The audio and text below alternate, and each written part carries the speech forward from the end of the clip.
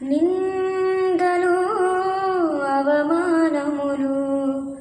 హేళనలు చీకారములు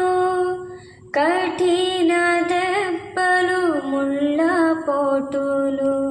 సిలువ భారం కాయమంత గాయం హృదినే బాధించిన భరించావు వేదన మౌనముగా తనువే తల్లడిల్లినా తృప్తి నొందావు నన్ను తలచుకొని నా చలిమి కోరి నీ కలిమి వీడి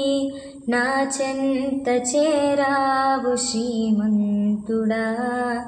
నా రక్షణ కొరకై ఆ శిక్షను పొంది